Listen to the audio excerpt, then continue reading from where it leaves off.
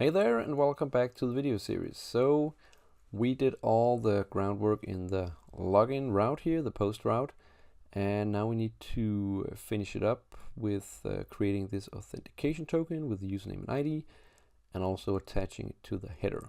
But first we need to correct a few errors because we have NodeMon that is kind of angry and it says await is only valid in async function. That is probably because I forgot to mark it with async in the function, in the error function right here. So now if we take a look at NodeMon, it is happy again. Okay. The next thing we also need to make sure is that this login validation function is actually imported, because when we use this in the register route, we also required it or imported it from the validation.js file, but that was only the register validation. So we also need to mark this with, or extend this with, login validation.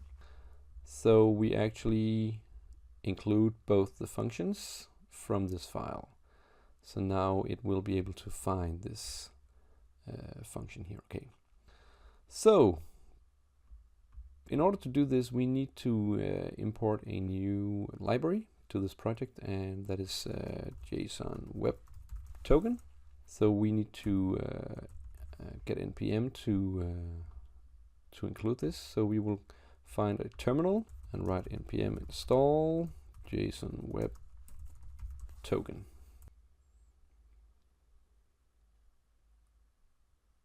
All right, so we have JSON Web Token installed. We can see in the package .json that it has been included, so that is really sweet. So what we need to do now is we also should start using it in the auth.js file.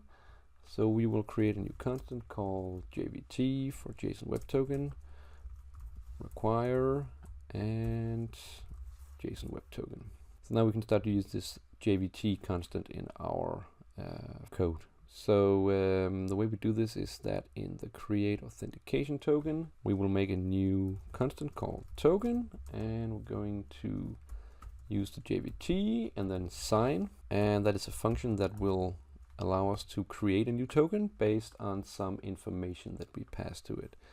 So we're gonna send a payload to it, and the payload is going to be first off the name. So that is the username, and then the ID. Because right now, at this point in the code, we have verified that the user is valid, the login information is valid, and the email exists in the database, and the password matches. So it is a valid user. So now we need to create the token based on the name and the user ID. So the next thing is that we need to also pass a token secret. And I'm just going to write this in comments now, because we need to make a small change, because it needs to be made in the env file, because it's kind of a setting in the app. And we also need to provide an expiration time, for how long time this token will be valid before it expires.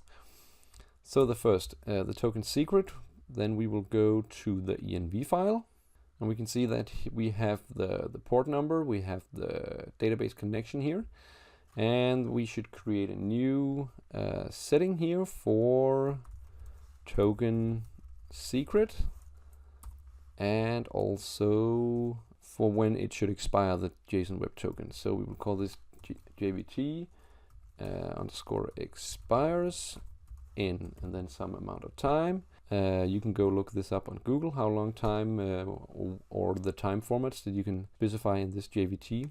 But right now I'm just going to specify it for 24 hours, so it's going to last for that.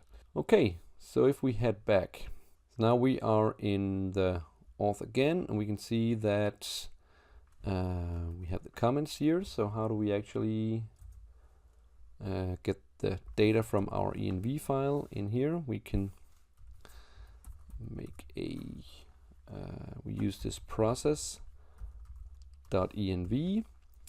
and then we can specify token secret, And the expiration date, we need to put this in curly brackets here. Expires in, and then the same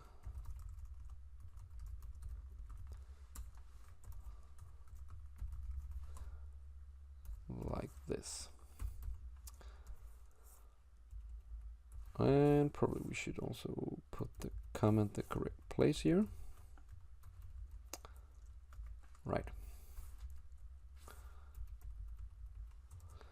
So now we've created, or we've generated the token that we can pass around using PostMan or another program or in the front end, so we can authenticate who we are when we use the routes. The last thing is that we need to attach the authentication token to our header.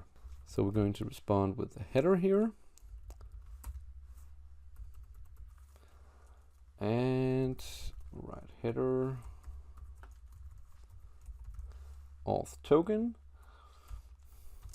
and then we will specify our variable or our constant here, token, and we will send a JSON response with this, that we don't have any errors, and the data will be the token that we pass around. So this is the response we get when we log in PostMan or another place. And I also need to remove this test login route here that we made in the beginning. All right, so that should be it for the token, JWT token creation, and also the attachment of the authentication token in the response, so we can actually see it. Okay, so in the next video we will use PostMan to test it out to see if it works, this login. Okay, hope you make this work and have fun with this. Bye bye.